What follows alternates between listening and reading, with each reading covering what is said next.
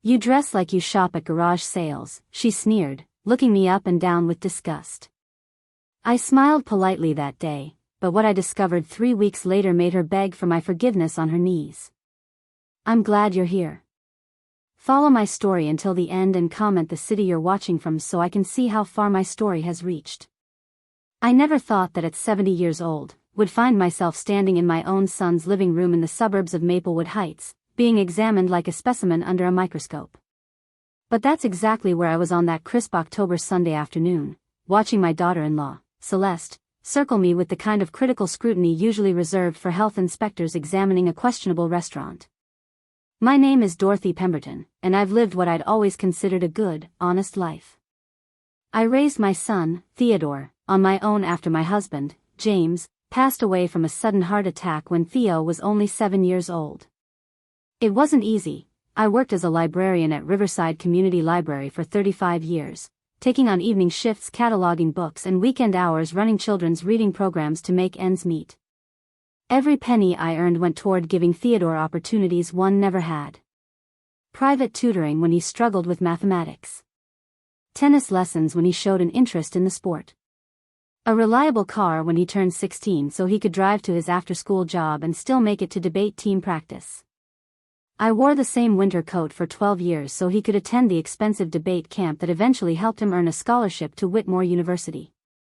I packed lunches and clipped coupons and turned down dinner invitations from friends because I couldn't afford to reciprocate their hospitality.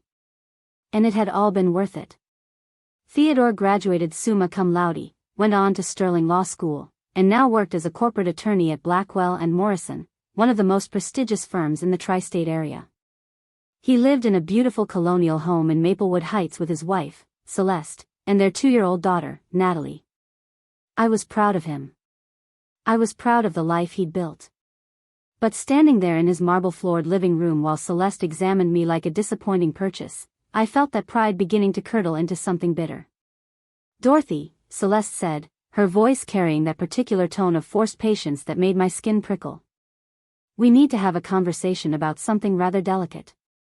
I adjusted my grip on my teacup, fine bone china that Celeste had mentioned cost $200 per setting when she first acquired the set.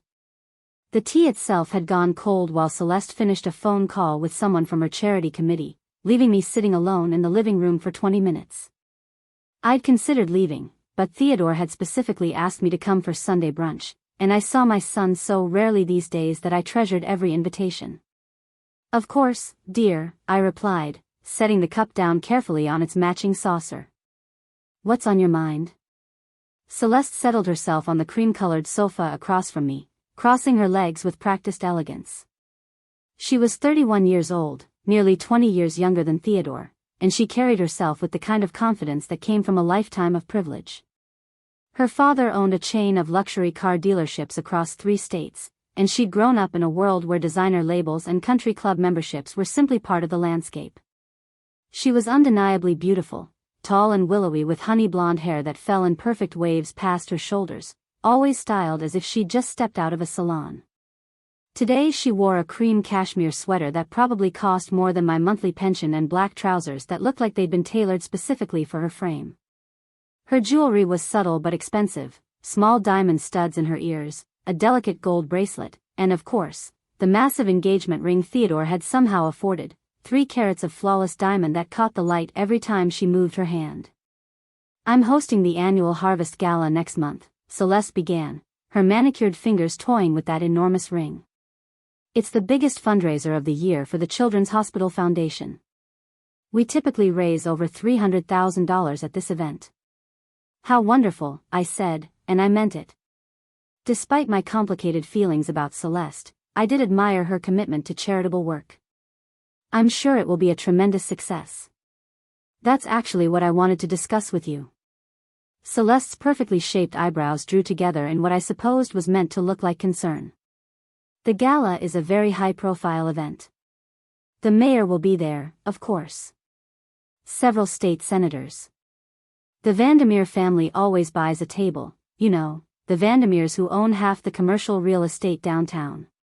And all the senior partners from Theo's firm attend with their wives. I nodded, not quite sure where this was leading but feeling a prickle of unease at the base of my spine. It's crucial that everything be absolutely perfect, Celeste continued. The venue, the flowers, the catering, the entertainment. But also. She paused, her gaze traveling slowly from my face down to my shoes and back up again. The people. Everyone who attends reflects on Theodore and me. Do you understand what I'm saying? The prickle of unease became a cold knot in my stomach. I'm not sure I do. Celeste leaned forward slightly, her voice taking on that particular tone people use when they're about to say something unkind but want to pretend they're being helpful. Dorothy, your family. Of course we want you at the gala. But I think we need to have an honest conversation about your presentation. My presentation? I repeated, though I was beginning to understand exactly what she meant. Your clothing, Dorothy. Celeste's smile was sympathetic in the way a doctor's might be when delivering bad news. It's very dated. Honestly, you dress like you shop at garage sales. And I know that's not intentional. I understand you're on a fixed income, and pensions these days barely cover the basics. But this event is critically important to Theodore's career trajectory. I looked down at my outfit. I was wearing a lavender cardigan that I'd purchased at Fletcher's boutique in downtown Riverside 20 years ago. It was made of quality wool, had held up beautifully over the years, and I'd always thought the color suited me.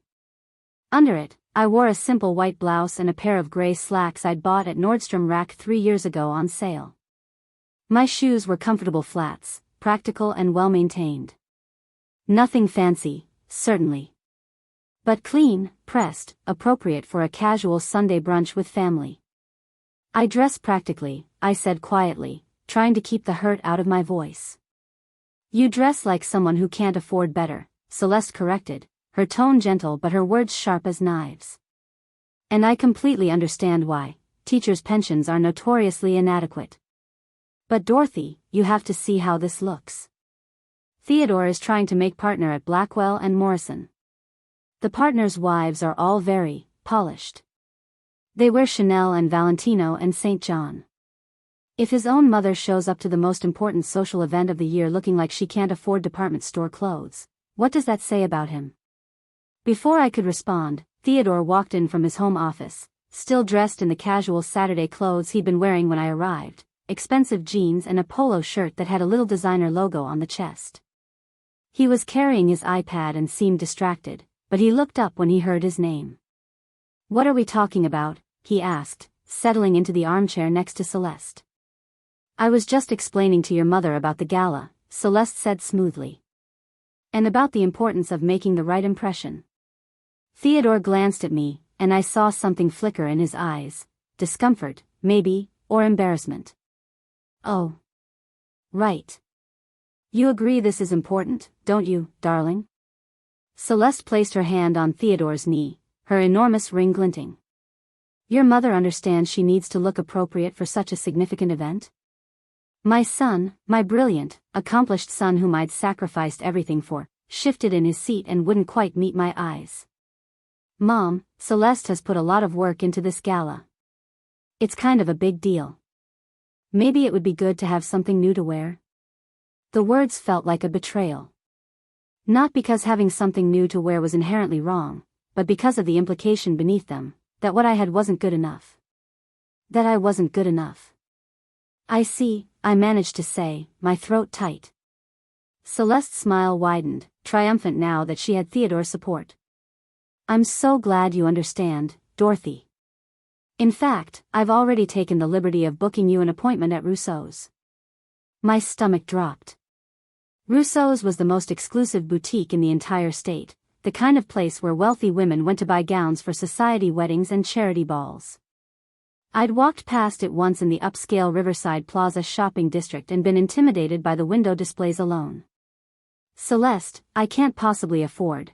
I know you can't, she interrupted, her voice dripping with sympathetic understanding that felt more like condescension. That's why Theodore and I have decided to help. We'll cover 60% of whatever you purchase. Consider it an early birthday gift. Though I do think it's important that you contribute something, you should have some investment in this, some skin in the game.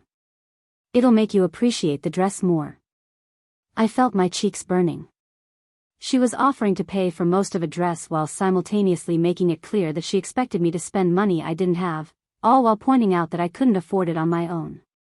The appointment is this coming Thursday at 2 o'clock, Celeste continued, pulling out her phone and tapping at the screen. I'm forwarding you the confirmation email right now.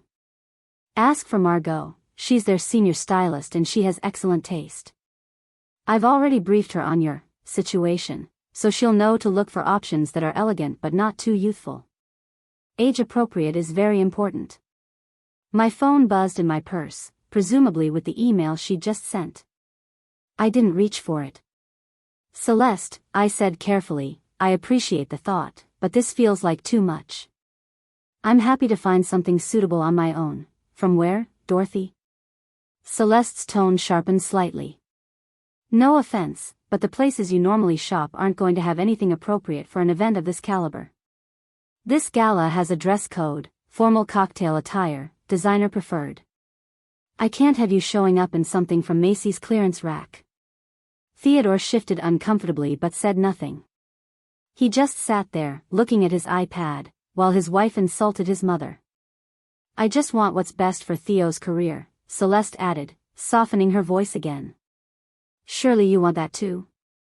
After all you've sacrificed to get him where he is, I know you wouldn't want something as simple as inappropriate attire to hold him back now.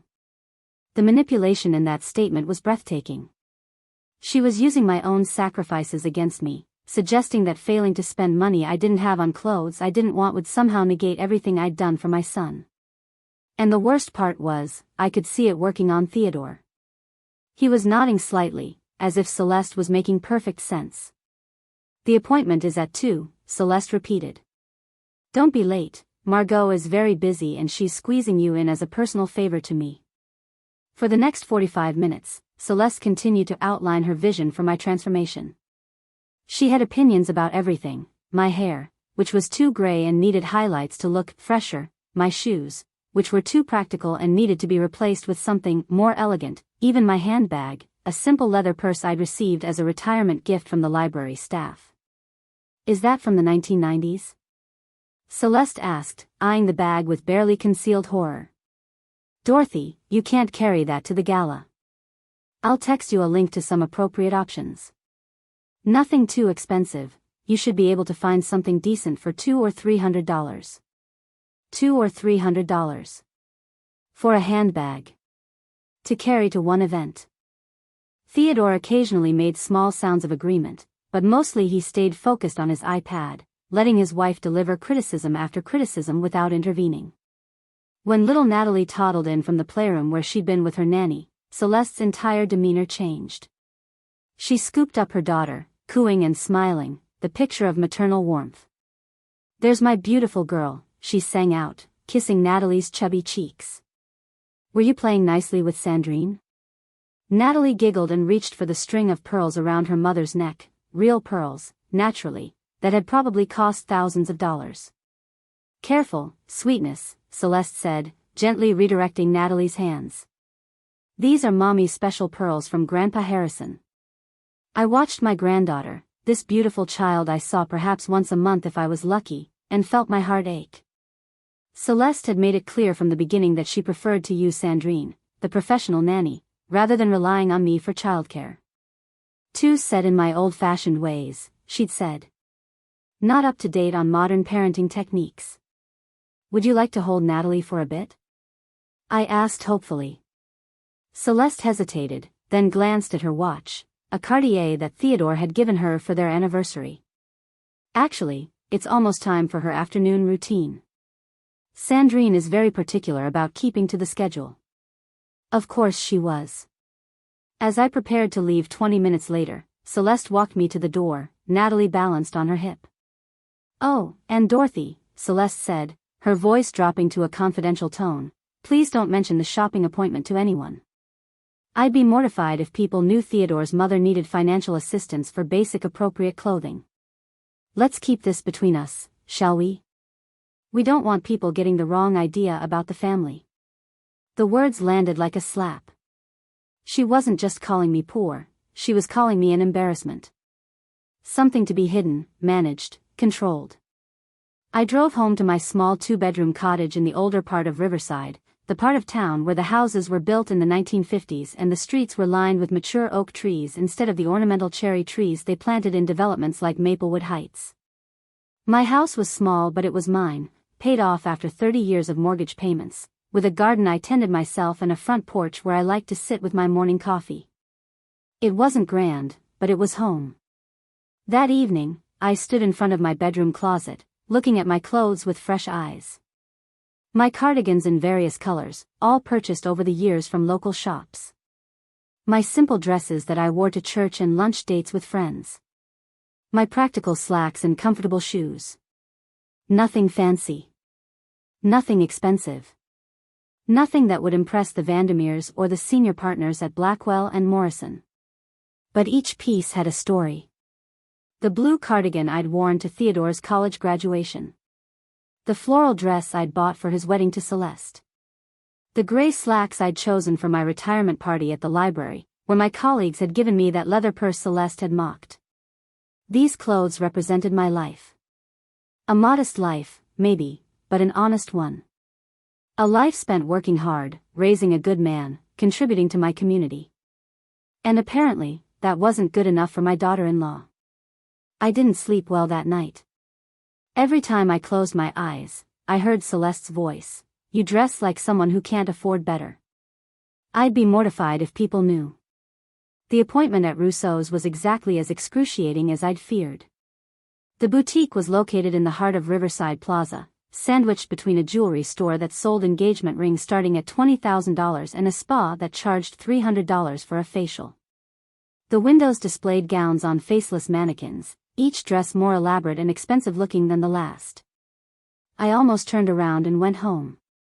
But I thought about Theodore, about his career, about not wanting to be the reason he didn't make partner. I thought about Celeste's judgment and my own son's failure to defend me. And I walked through those intimidating glass doors.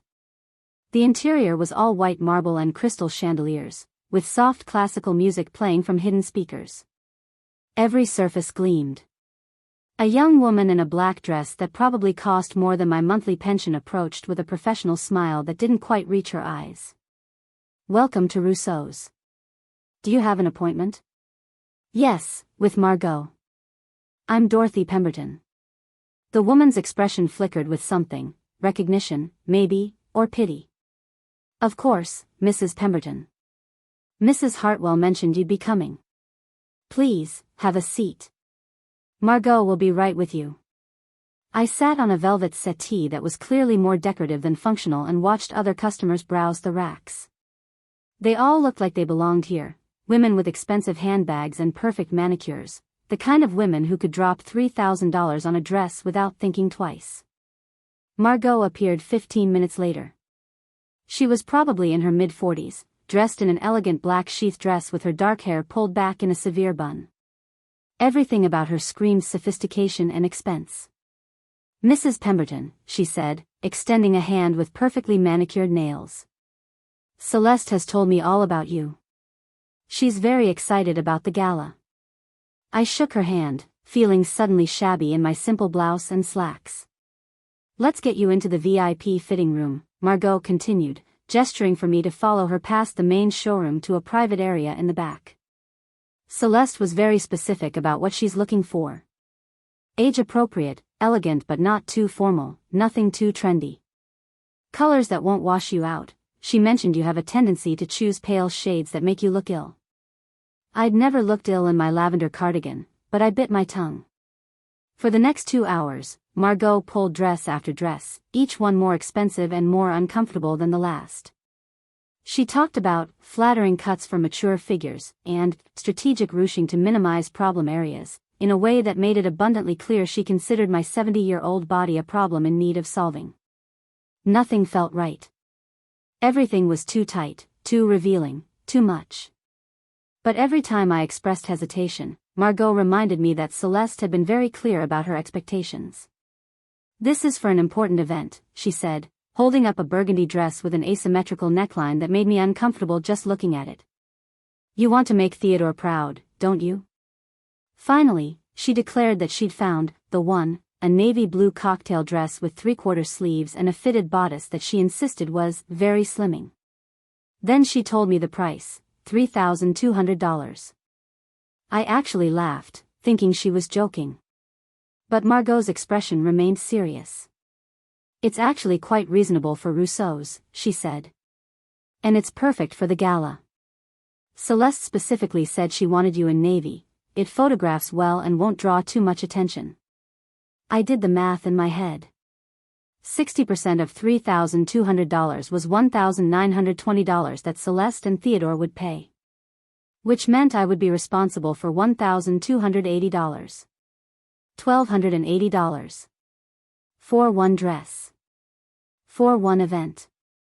That was more than I typically spent on clothing in an entire year. That was 2 months of groceries. That was 6 months of my medication copays. I can't afford this," I said quietly. Margot's smile became pitying. "Didn't Celeste explain? She and Theodore are covering most of the cost. You only need to pay 40%.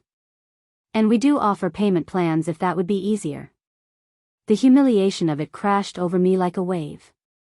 Here I was, a 70-year-old woman who had worked her entire life, raised a successful son, saved carefully and lived within my means, being offered a payment plan for a dress I didn't even want because my daughter-in-law thought I looked poor. But I thought about Theodore. About his career. About not being the embarrassment at his important event. "I'll take it," I heard myself say. Margot's smile brightened. "Wonderful.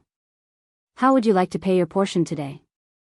I pulled out my credit card, the one I used for emergencies and always paid off immediately, with shaking hands. As Margot ran my card for $1,280, I felt something inside me break. This wasn't right. None of this was right. But I signed the receipt and took the dress, wrapped in layers of tissue paper and placed in a shopping bag so elegant it probably cost $50 on its own. When I got home, I hung the dress in my closet and stared at it. The navy fabric seemed to mock me, a $3,200 reminder that who I was, what I'd accomplished, the life I'd built, none of it was good enough for Celeste's standards. I was sitting on my bed, still staring at that dress, when my phone rang. It was Beatrice Walsh, my neighbor and closest friend for the past 18 years. Beatrice was 73, a retired accountant with a sharp mind and a sharper tongue. "Dorothy, I need to ask you something odd," she said without preamble. "My niece, Lydia, works at Riverside First National Bank. She's a compliance officer. She mentioned seeing some unusual activity on accounts linked to Theodore's name. Flagged by their fraud detection system. Is everything all right?" My heart started pounding. What kind of unusual activity? Large transfers from what appeared to be personal savings accounts to various business accounts and credit cards. Irregular patterns that don't match normal spending behavior. Lydia's not supposed to mention these things, but she's known Theo since he was a boy and she was concerned. I thanked Beatrice and hung up, my hands trembling. Theodore was listed as my power of attorney for my financial affairs. We'd set it up 5 years ago when I'd had a mild stroke, nothing serious, but it had scared both of us. The arrangement was supposed to be for emergencies, in case something happened to me and someone needed to access my accounts to pay my bills. I walked to my desk on unsteady legs and opened my laptop. I logged into my bank's website, something I rarely did since I'd set up automatic payments for all my bills and typically just reviewed my monthly paper statements when they arrived in the mail. The login screen loaded. I entered my password. And then I saw something that made the room spin around me. My savings account, the account where I'd carefully deposited money for over 30 years, the account that should have had $47,340 in it, money I'd saved from every paycheck, every small windfall, every birthday check from relatives, showed a balance of $3,180. Over $44,000 was missing. My vision blurred and I had to grip the edge of the desk to keep from falling out of my chair. This couldn't be right. It had to be a mistake. With shaking fingers, I clicked through to the transaction history. And there they were. Transfers I'd never authorized. Never even known about. $4,200 transferred on August 15th to an account labeled C. Hartwell. Personal. $5,800 transferred on September 3rd to the same account. $3,500 on September 22nd. $6,100 on October 8th, going back and back and back. Months of transfers. Small enough not to trigger major alerts, but substantial enough that they drained my life savings down to almost nothing. C. Hartwell. Celeste Hartwell. My daughter-in-law. The woman who had criticized my clothes, insulted my appearance, made me spend $1,280 I couldn't afford on a dress for her gala. That woman had been stealing my money. I scrolled through more transactions, my horror growing with each line item. The transfer started small 7 months ago, just $800 here, $1,200 there. Amounts that might have seemed reasonable if I'd known about them, if there had been some explanation. But they'd grown larger over time. And they'd been perfectly timed, always after my monthly pension deposit, always leaving just enough in the account that the automatic bill payments would clear. This wasn't accidental. This wasn't a mistake. This was calculated, systematic theft. And somehow, my son had to be involved. Because he was the only person with power of attorney access to my accounts.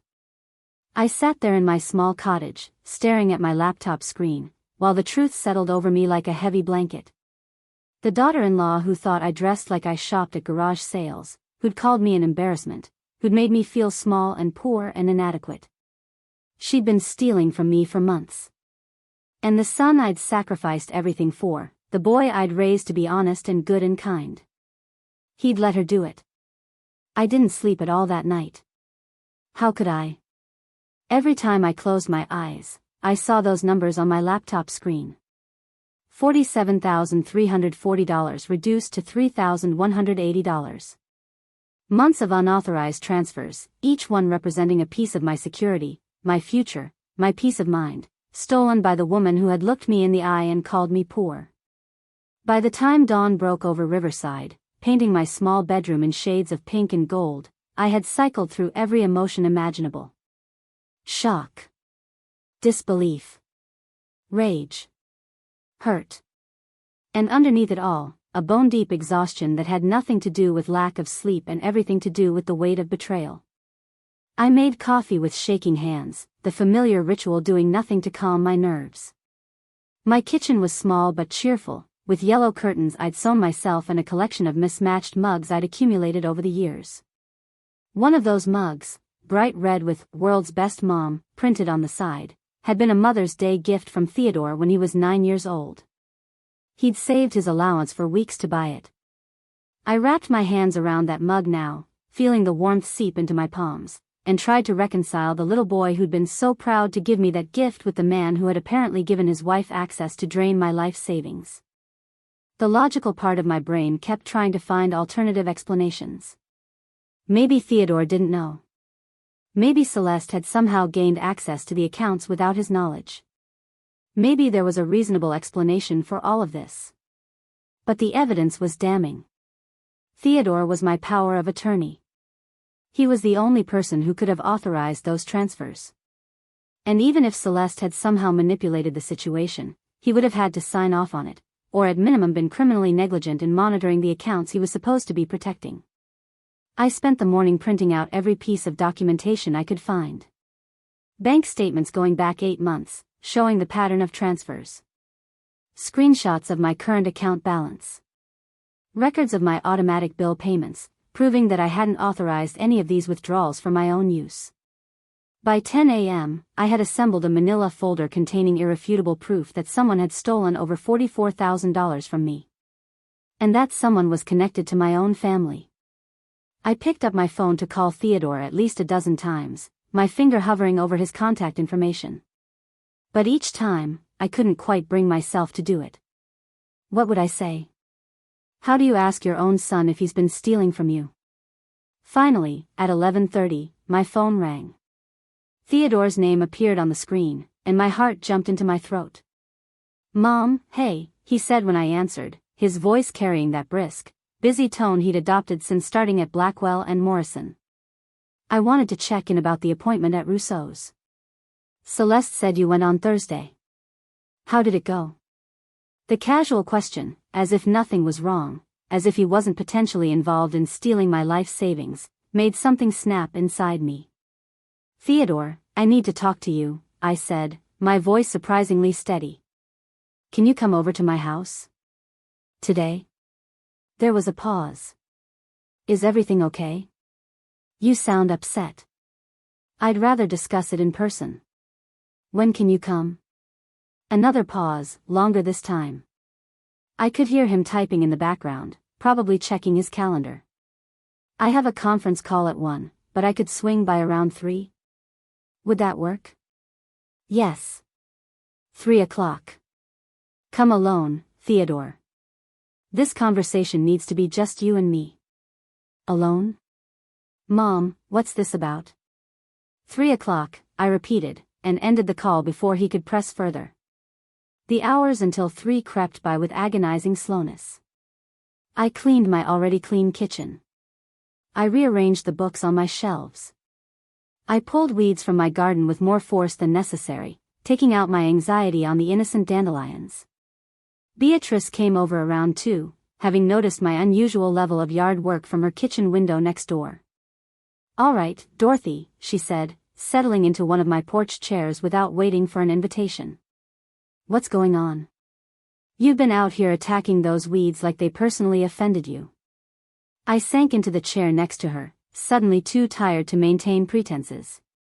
Beatrice, I think Theodore and Celeste have been stealing from me. Her sharp blue eyes widened. What? I told her everything. The phone call from her niece Lydia at the bank. The discovery of the missing money. The transfers to Celeste's personal account. The timing of it all, coinciding with Celeste's increasing demands and criticisms. Beatrice listened in silence, her expression growing darker with each revelation. When I finished, she was quiet for a long moment. That manipulative little snake, she finally said, her voice tight with fury. She's been bleeding you dry while making you feel like you're not good enough. And Theodore, she shook her head. I never thought that boy would turn out like this. After everything you did for him. I don't know if Theodore knows, I said, though the words felt hollow even as I spoke them. Maybe Celeste, Dorothy. Beatrice cut me off, her tone gentle but firm. He's your power of attorney. Either he knows and he's complicit, or he's been so negligent in managing your affairs that it amounts to the same thing. Either way, he's failed you. The truth of her words settled over me like a heavy blanket. She was right. There was no version of this story where Theodore came out looking innocent. He's coming here at 3, I said quietly. I'm going to confront him with the evidence. Beatrice nodded approvingly. Good. Do you want me here when he arrives? As a witness? I considered it, then shook my head. I think this needs to be just the two of us. But thank you, B. For everything. She squeezed my hand. I'll be right next door if you need me. And Dorothy? Don't let him gaslight you. The numbers don't lie. At 2:55, Theodore's silver BMW pulled into my driveway. I watched from the window as he climbed out, dressed in his usual work attire, expensive suit, designer tie, leather shoes that probably cost more than my monthly pension. He looked successful, confident, every inch the rising corporate attorney. He also looked nervous. I opened the door before he could knock. Come in. Mom. He leaned in to kiss my cheek, but I stepped back, and his face fell slightly. What's going on? You sounded really serious on the phone. I led him to the living room, the same living room where he'd done his homework as a child, where we'd celebrated Christmas mornings, where I'd helped him practice for debate tournaments. The room was full of memories of the boy he'd been. Looking at the man he'd become, I wasn't sure I recognized him anymore. Sit down, Theodore, I said, gesturing to the sofa. He sat, his briefcase still in his hand, his posture tense. Mom, you're scaring me. What's this about? I remained standing, the manila folder clutched in my hands. When we set up the power of attorney 5 years ago, after my stroke, we agreed it was for emergencies. Do you remember that conversation? Theodore's face paled slightly. Yes, of course. We agreed that you would have access to my accounts only if I was incapacitated and unable to manage my own affairs. We agreed that you would never make any decisions without consulting me first unless I was literally unable to be consulted. Do you remember agreeing to that? Mom, what do you remember? I pressed, my voice harder than I'd ever used with him. Yes. I remember. His knuckles were white where he gripped his briefcase. I opened the manila folder and pulled out the first bank statement. Then can you explain why there have been over 40 unauthorized transfers from my savings account over the past 7 months? Transfers totaling more than $44,000? Transfers I never approved, never knew about, never would have agreed to? I placed the statement on the coffee table between us. Theodore stared at it like it might bite him. He started, then stopped. His throat worked as he swallowed. I can explain. Please do. I sat down across from him, my hands folded in my lap to keep them from shaking. Explain how money from my account ended up in Celeste's personal account. Explain how my life savings, money I worked 35 years to accumulate, disappeared without my knowledge or consent. Theodore set down his briefcase and ran his hands through his hair, a gesture he'd made since childhood when he was stressed. It's not what it looks like. It looks like theft, Theodore. It looks like my own son stole from me. I didn't steal from you. His voice rose, defensive.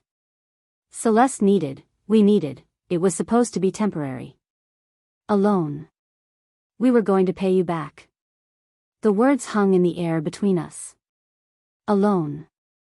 They'd taken over $44,000 from my savings account without asking and called it a loan. A loan requires consent from both parties, I said quietly. A loan requires agreement on terms, on repayment schedules. A loan requires the borrower to actually ask for permission. What you did is called theft. Mom, please. Theodore leaned forward, his hands clasped together. Let me explain the situation. We were in trouble financially. Celeste's father cut her off last year after she and he had a disagreement about, it doesn't matter what it was about. But suddenly we didn't have the safety net we'd counted on. And the house in Maplewood Heights, the mortgage is substantial. Plus Celeste's car payment, the country club dues, they're necessary for networking, Sandrine's salary, Natalie's private preschool. So you stole from your mother who lives on a pension? I couldn't keep the bitterness from my voice. You took money from my savings account to pay for your country club membership? It wasn't like that. But his voice lacked conviction. We were going to pay you back as soon as my bonus came through. It was supposed to be short-term. Your bonus from the firm you're trying to make partner at? The firm where Celeste is so concerned about appearances that she made me spend $1,280 I couldn't afford on a dress to wear to her gala?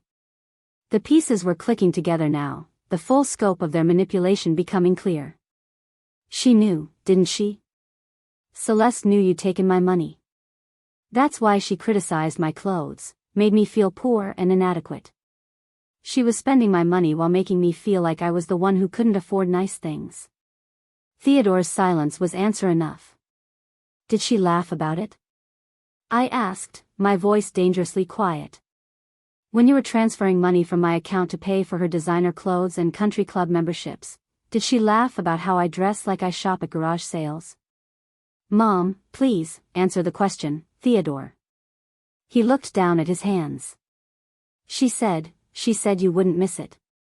That you lived simply anyway, that you didn't need much. That we were struggling and you were just sitting on all that money I saved for my future. I was on my feet now, my voice shaking with rage.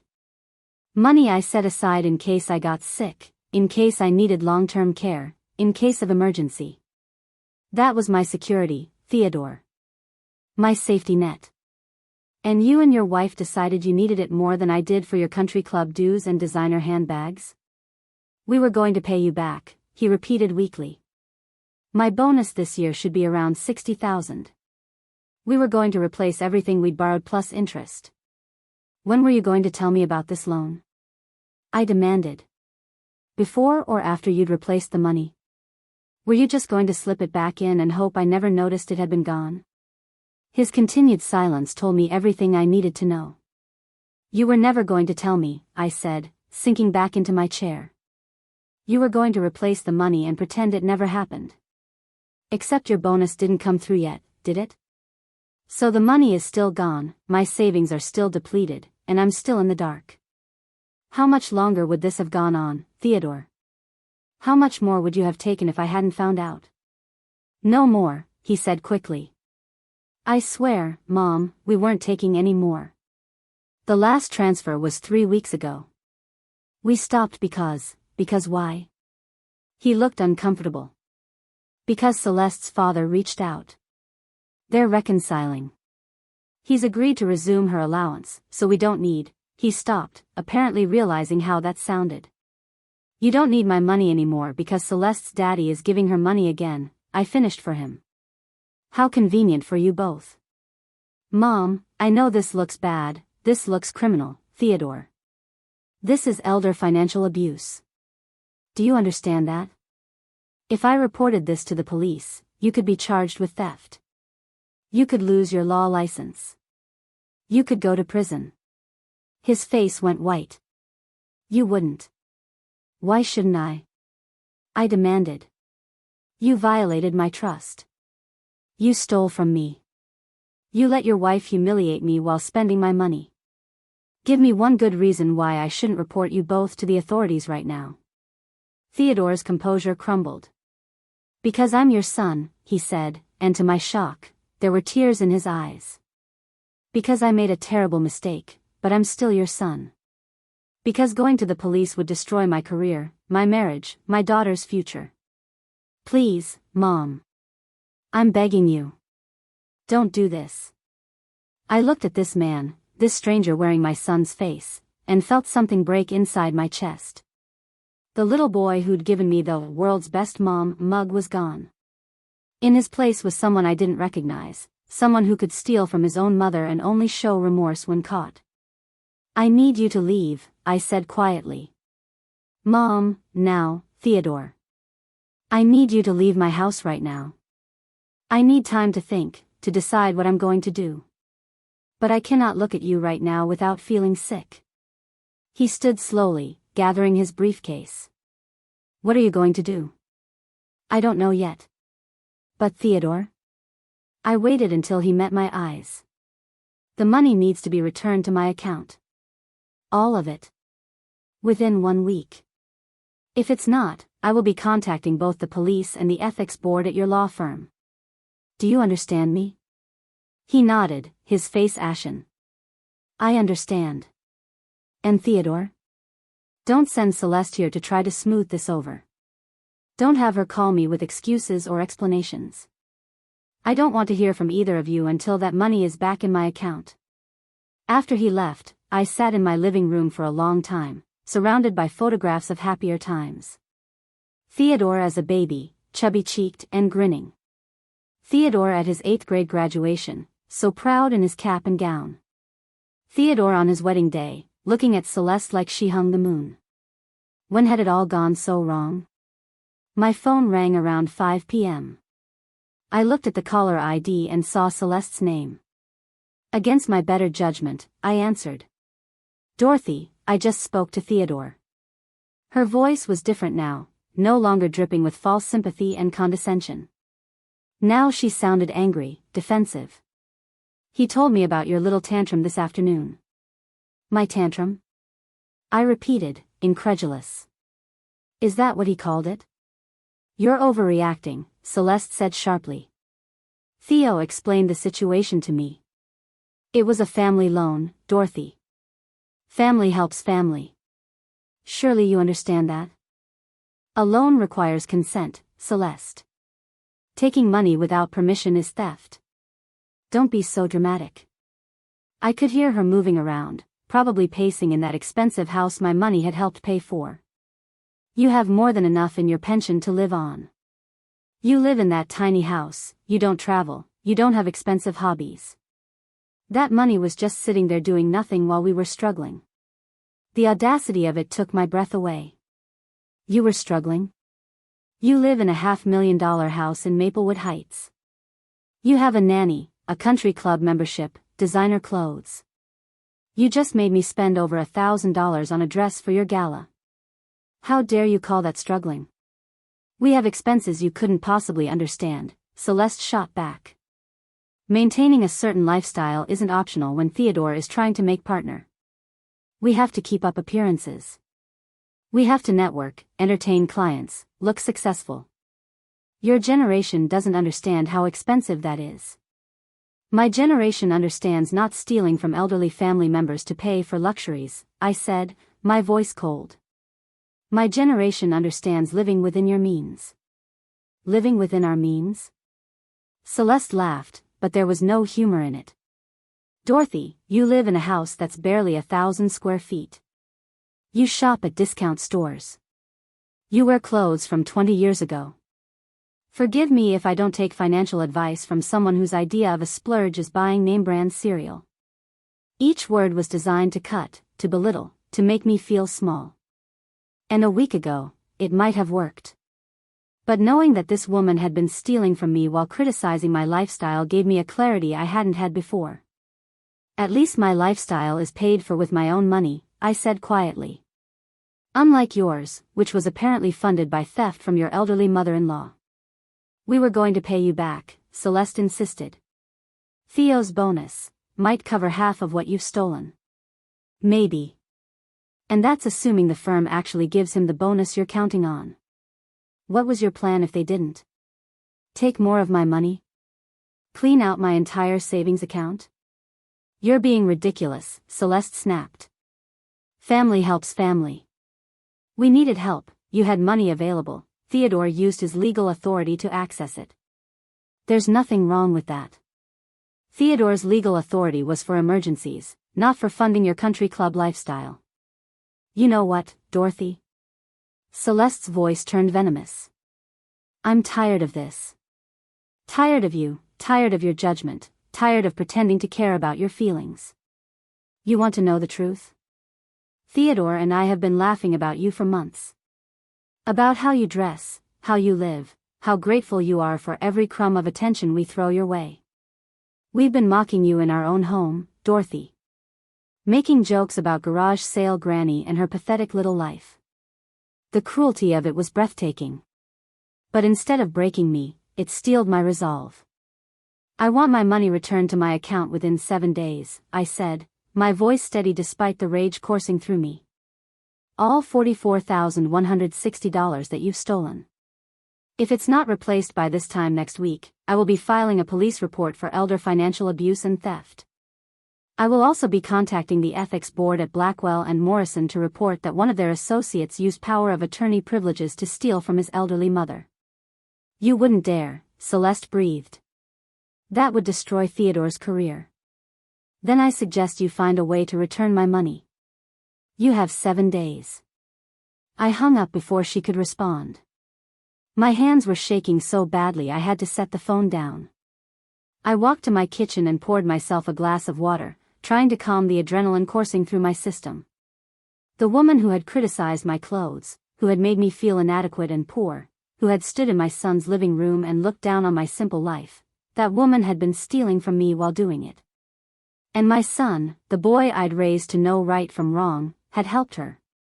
I looked around my small kitchen, at the yellow curtains and mismatched mugs and the modest life I'd built. For the first time in days, I didn't feel ashamed of it. I felt proud. Because this life was honest. It was paid for with my own hard work, my own money, my own sacrifices. I might not have designer clothes or a mansion in Maplewood Heights, but I had my integrity. Which was more than I could say for my son and his wife. The next morning, I woke up to 17 missed calls and 23 text messages. Most were from Theodore, ranging from apologetic to desperate to angry. A few were from Celeste, all of them venomous. I deleted them all without reading most of them. Instead, I made myself breakfast, scrambled eggs and toast, eaten at my small kitchen table while looking out at my garden.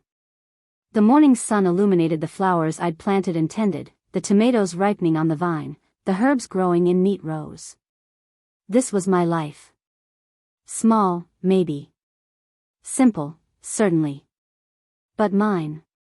At 9 a.m., I called Riverside First National Bank and asked to speak to someone in their fraud department. I'd like to report unauthorized access to my savings account, I told the representative who answered. My power of attorney has been making transfers without my knowledge or consent. The representative took my information and scheduled an appointment for me to come in that afternoon to file a formal complaint. Then I called Marion Chen, an attorney I knew from my years at the library.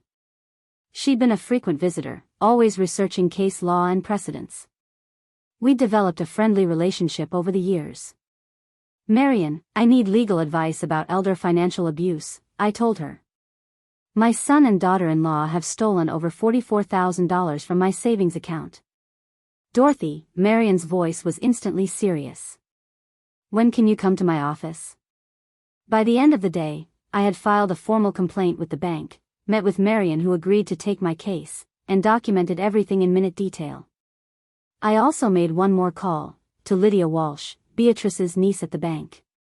Lydia, you flagged some unusual activity on accounts linked to Theodore Pemberton's name, I said. I need to know if there are other accounts involved. Other victims. There was a long pause. Mrs. Pemberton, I shouldn't really, please, Lydia.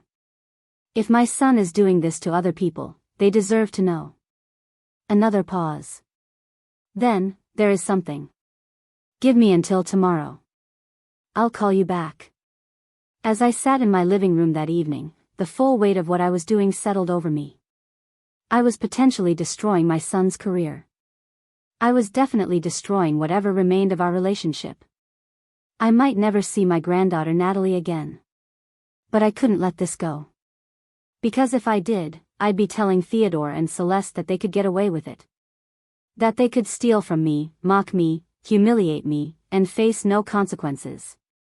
And I'd be telling myself that I was worth less than their country club dues and designer clothes. I wasn't going to do that. Not anymore. Tomorrow, I would start building my case. Tomorrow, I would begin the process of getting my money back and holding my son accountable. But tonight, I sat in my small, honest, hard-earned home, and I felt something I hadn't felt in a long time. I felt strong. The call from Lydia came at 8:30 the next morning. I was sitting at my kitchen table with my second cup of coffee, having barely touched the toast I'd made for breakfast. My stomach had been in knots since yesterday's confrontation with Theodore. Mrs. Pemberton, it's Lydia Walsh, she said, her voice low and cautious. I did some digging like you asked. What I found, you need to hear this. I set down my coffee cup with trembling hands. Tell me. The accounts I flagged weren't just yours. There are 3 other accounts showing similar patterns. All elderly account holders. All with power of attorney arrangements. All showing unauthorized transfers to the same recipient accounts. My heart stopped. Theodore has been stealing from other people? Not exactly. Lydia paused. The power of attorney on these accounts isn't your son. It's someone named Preston Vandermeer III. Preston Vandermeer. The name was familiar, but I couldn't immediately place it. The Vandermeer family that Celeste mentioned, Lydia continued. The ones who own half the commercial real estate downtown? Preston is the eldest son. He's married to someone named, let me check my notes, Justine Vandermeer. And here's where it gets interesting. Many of the transfers from these elderly accounts are going to the same business accounts and credit cards that your son's transfers are going to. I don't understand, I said, my mind racing. What does Preston Vandermeer have to do with Celeste and Theodore? That's what I was hoping you could help me figure out. But Mrs. Pemberton, if there's a pattern of this kind of theft across multiple families, this is bigger than just your situation. This could be organized fraud. After I hung up with Lydia, I sat in stunned silence. My son stealing from me was devastating enough. But the possibility that he and Celeste were part of a larger scheme, potentially involving other families, other victims, that was something else entirely. I called Marion Chen immediately. We need to meet, I told her. Today if possible. There's more to this than I initially thought. 3 hours later, I was sitting in Marion's downtown office, a comfortable space filled with law books and framed degrees. Marion was in her mid-50s, with sharp eyes and a no-nonsense demeanor that had always made me feel safe. Walk me through everything again, she said, pulling out a legal pad. From the beginning. I told her about the original discovery of the missing money. About the confrontation with Theodore and his admission that he'd taken the money to fund their lifestyle after Celeste's father cut her off. About Celeste's cruel phone call and the revelation that they'd been mocking me for months. Then I told her what Lydia had discovered that morning. Marion's expression grew darker with each detail. When I finished, she sat back in her chair and steepled her fingers. Dorothy, I think your son and daughter-in-law might be involved in what we call a sweetheart scam network, she said carefully. It's a type of organized fraud where young couples befriend or marry into wealthy or comfortable families, gain financial access through seemingly legitimate means like power of attorney, and then systematically drain accounts. But Theodore is my son, I protested. This wasn't a scam. I raised him. I know, Marion said gently. But sometimes these schemes involve recruiting family members. The person with the legitimate family connection provides access and credibility, while the outsider, in this case, Celeste, orchestrates the actual theft.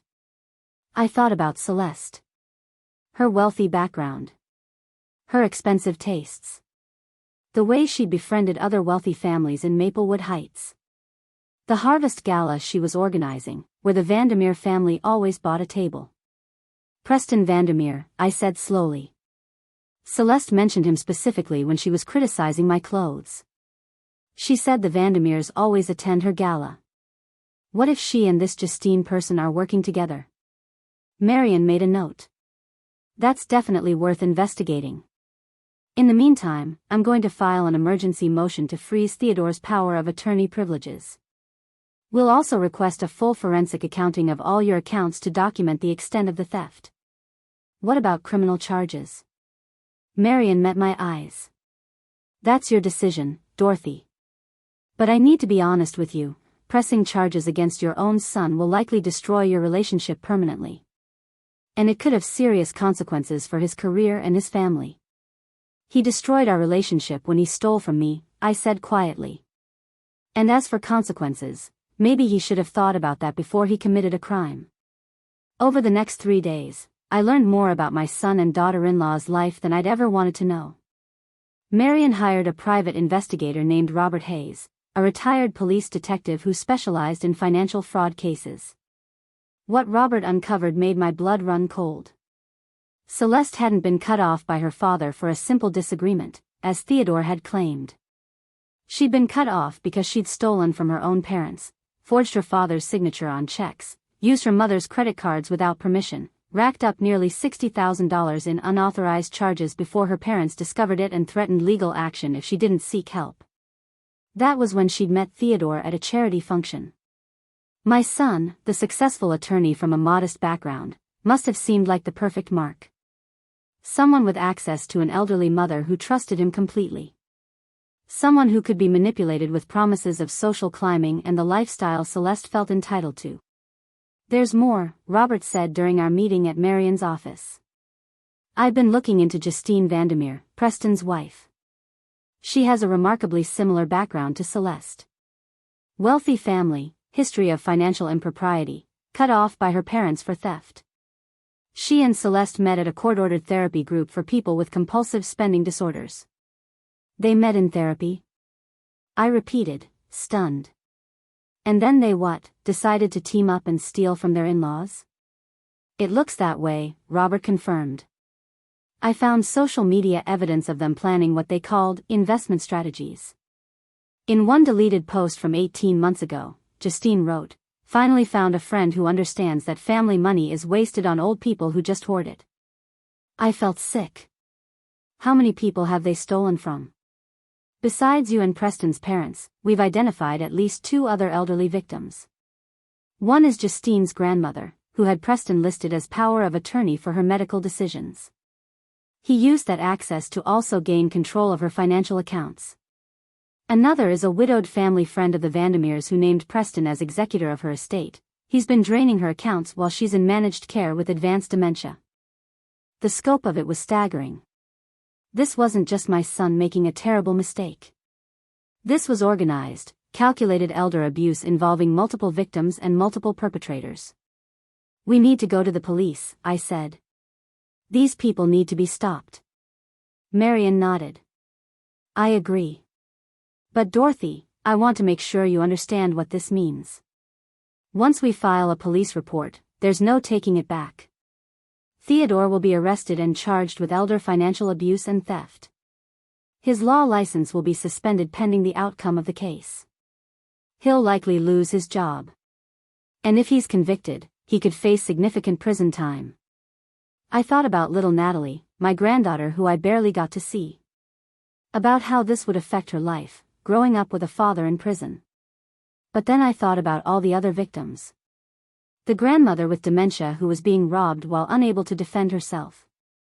The parents who'd trusted their children only to be betrayed. How many more people will they steal from if we don't stop them? I asked. Impossible to say, Robert answered. But people like this don't stop on their own. They keep going until they're caught. Then we go to the police, I said firmly. Today. The police investigation moved faster than I'd anticipated. Detective Sarah Kowalski, a veteran of the white-collar crime unit, took my statement and reviewed all the evidence Marion and Robert had compiled. This is one of the most clear-cut cases of elder financial abuse I've seen, she told me after reviewing the documents. And if what you're telling me about the Vandermeer connection is accurate, we might be looking at a conspiracy charge as well. Within 48 hours, detectives had executed search warrants on Theodore and Celeste's home, as well as Preston and Justine Vandermeer's residence. What they found exceeded even my worst fears. Detailed spreadsheets tracking the theft from multiple victims. Group chat messages between Celeste and Justine celebrating successful transfers and mocking their victims. Bank records showing that over $340,000 had been stolen from various elderly family members over the course of 2 years. And perhaps most damning, a document labeled Future Targets that listed several other elderly family members and family friends who could potentially be exploited. My name was on that list, with a note next to it, DMP, cleared out.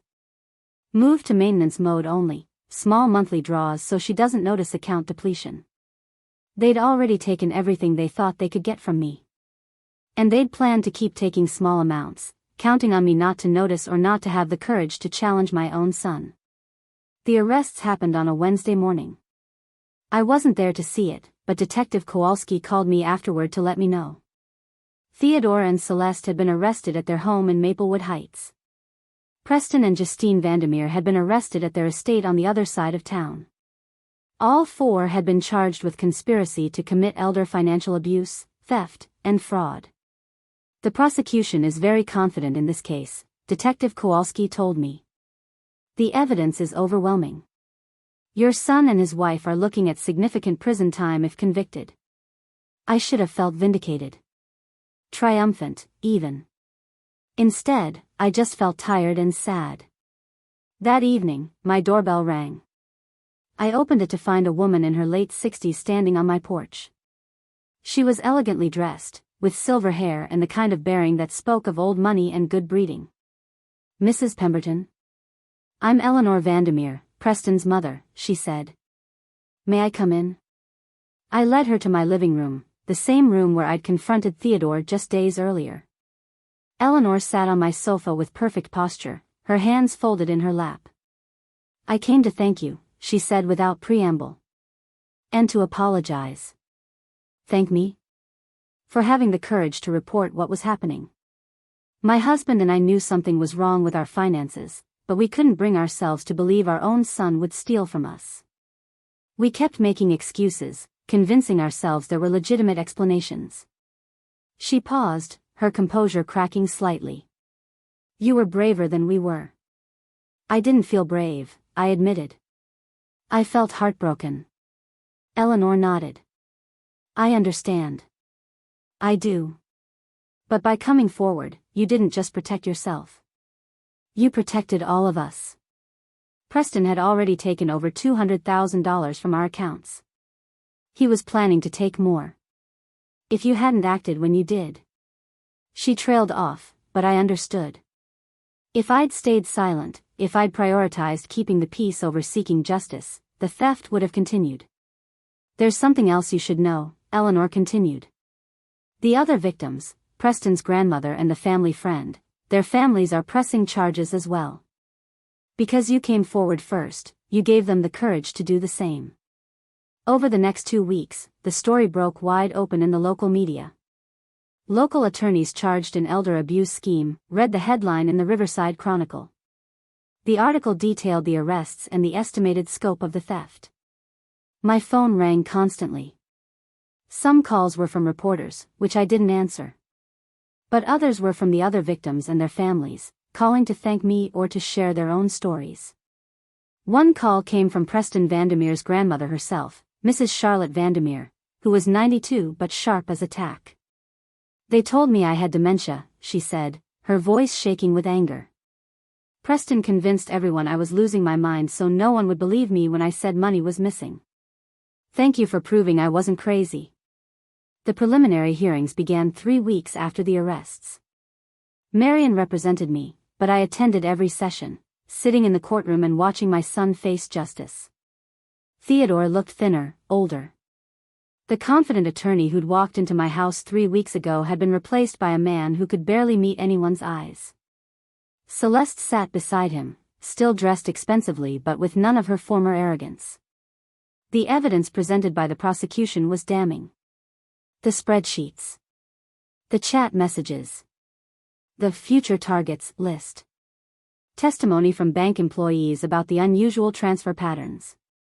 Expert witnesses explaining how the defendants had systematically exploited their positions of trust. Theodore's attorney tried to argue that Celeste had manipulated him, that he'd been a victim of her influence. But the prosecution presented evidence of Theodore's active participation, his signatures on transfer authorizations, his emails discussing the theft, his own messages to Celeste about how much they could safely take without detection. On the third day of the preliminary hearing, during a recess, Theodore approached me in the courthouse hallway. His attorney tried to stop him, but he shook him off. "Mom," he said, his voice breaking. "Please. I'm so sorry. I know I don't deserve your forgiveness, but please, think about Natalie. She needs her father."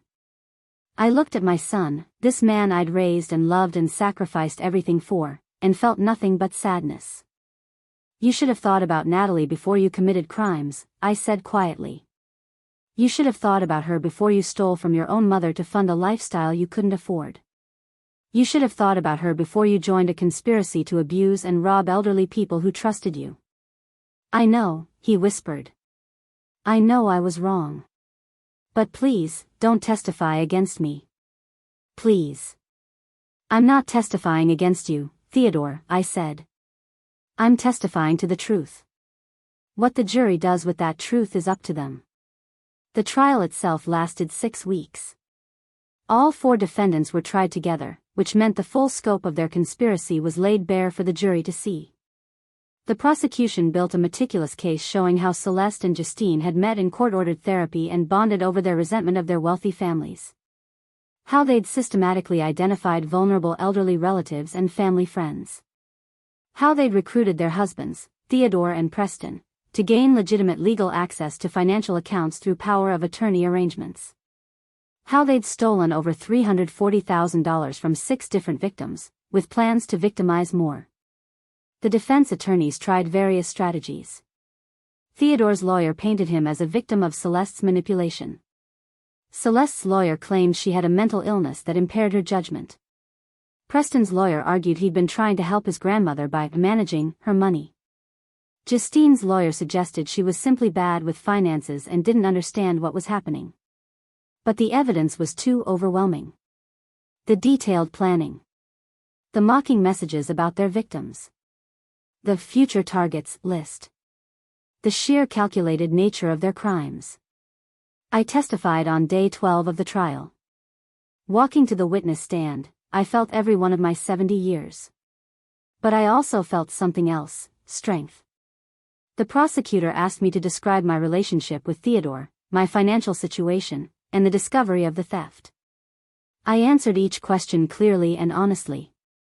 Then she asked me to read aloud from one of the chat messages between Celeste and Justine. "Garage sale granny is so pathetic," I read, my voice steady. "She actually thanked me for making her spend $1,000 she doesn't have on a dress for my gala. Like I'm doing her a favor by letting her attend while we drain her account. These old people are so stupid." I looked up from the document and found Theodore in the courtroom. He was crying silently, his head bowed. The prosecutor's final question was simple: "Mrs. Pemberton, in your own words, how did these crimes affect you?" I took a breath. They stole my money, yes. Over $44,000 that I'd saved over 35 years of work. But they stole something more important than that. They stole my sense of security. My trust in my own son. My belief that the sacrifices I made to raise him had meant something. They made me doubt my own worth, made me feel ashamed of my simple life, made me feel like I was the problem for not being wealthy enough or fashionable enough. And they did all of this while looking me in the eye and pretending to care about me. I paused, then continued. But in the end, they gave me something back. They gave me the strength to stand up for myself. They reminded me that my life, my hard work, my honesty, these things have value. More value than their designer clothes and country club memberships ever will. The jury deliberated for 8 hours. When they returned, the verdict was unanimous on all counts for all 4 defendants. Guilty. The sentencing hearing happened 2 months later. The judge took into account the number of victims, the amount of money stolen, the violation of positions of trust, and the calculated nature of the crimes. Theodore received 7 years in prison. Celeste received 8 years. Preston received 9 years. Justine received 10 years. Additionally, all 4 were ordered to make full restitution to their victims and were permanently barred from serving as power of attorney or estate executor for anyone. As the bailiffs led them away, Theodore looked back at me one last time. I don't know what he was hoping to see in my face. Forgiveness, maybe. Or regret. But I felt neither of those things. I felt peace. 6 months after the sentencing, I was working in my garden when a car pulled up to my curb. Eleanor Vandermeer stepped out, followed by 2 other women I recognized from the trial, Charlotte Vandermeer, Preston's grandmother, and Margaret Hayes, the family friend who had also been victimized. "We hope you don't mind us dropping by," Eleanor said. "We wanted to give you something." Charlotte stepped forward, moving slowly with her cane but with clear determination. She handed me an envelope. "Open it," she instructed. Inside was a check made out to me for $44,160, the exact amount that had been stolen from my savings account. "The restitution from Theodore and Celeste will take years to be paid through the court system," Eleanor explained. "We decided we didn't want to wait. This is from all of us, all the victims and their families. You were the one who had the courage to act first. You saved us all from further theft. This is our way of saying thank you." I stared at the check, tears streaming down my face. "I can't accept this. This is too much." "You can and you will," Charlotte said firmly. "Dorothy, you lost more than money. You lost your relationship with your son. That sacrifice protected all of us. Please, let us do this for you." That evening, I deposited the check in my savings account, watching the balance return to where it should have been all along. Then I went home and sat on my porch, watching the sunset paint the sky in shades of pink and gold. My phone rang. It was Beatrice. "I saw you had visitors today," she said. "Everything okay?" "Better than okay," I told her. "I got my money back." "That's wonderful. So what are you going to do now? Take that trip to Paris you always talked about? Buy yourself a new wardrobe? Show that daughter-in-law of yours what you can actually afford?" I looked around at my small cottage, my garden, my simple but honest life. I'm going to keep living exactly as I have been, I said. Because there was never anything wrong with how I lived. The problem was never me. A year later, I was volunteering at the Riverside Community Center, teaching seniors about protecting themselves from financial fraud. Eleanor Vandermeer had helped me set up the program, using funds from a foundation she'd established in the wake of the trial. Every week, I taught elderly people how to recognize the warning signs of financial abuse. How to protect their assets. How to question suspicious transactions. How to trust their instincts when something feels wrong. And every week, I told them my story. Not the whole thing, that was too painful, but enough to help them understand that financial abuse can come from anywhere, even from the people you love most. I never heard from Theodore again. He was in a minimum security facility about 4 hours away. He could have written letters, but he didn't. Celeste filed for divorce 3 months into her sentence. I occasionally thought about Natalie, my granddaughter who would grow up barely knowing me. That hurt. But I'd made my peace with it. Because some prices are worth paying to stand up for what's right. One afternoon, I was walking through downtown Riverside when I passed Rousseau's boutique. On impulse, I walked inside. Margot recognized me immediately, her professional smile faltering slightly. "Mrs. Pemberton," she said. How are you?" "I'm well, thank you," I replied. "I'm actually looking to return something." I pulled out the navy dress, still in its original garment bag, tags attached. I'd never worn it to the Harvest Gala. The event had been cancelled after Celeste's arrest made headlines. "I'd like a full refund, please," I said. "Including the portion I paid." Margot processed the return without comment, and I walked out of that exclusive boutique with a check for $1,280. I deposited it in my savings account, then went to Fletcher's boutique, the same small shop where I'd bought my lavender cardigan 20 years ago. I bought myself a new cardigan. A beautiful teal one, soft and well-made and reasonably priced at $45. When I got home, I hung it in my closet next to my other cardigans, my simple dresses, my practical slacks. Then I stood back and smiled. Because these clothes represented something important. They represented a life lived honestly, with integrity, within my means.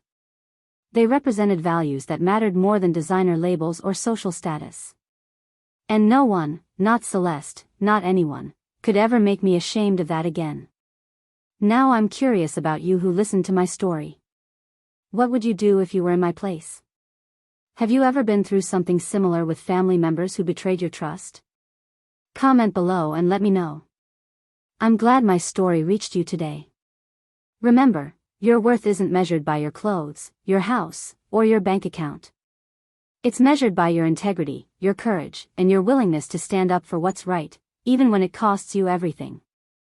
And if you ever find yourself in a situation like mine, I hope you'll remember this: you deserve respect. You deserve honesty. And you deserve justice. Don't ever let anyone make you feel like you're not worth fighting for. Thank you for listening to my story. I hope it helps someone out there who might be facing a similar situation. You're not alone. And you're stronger than you think.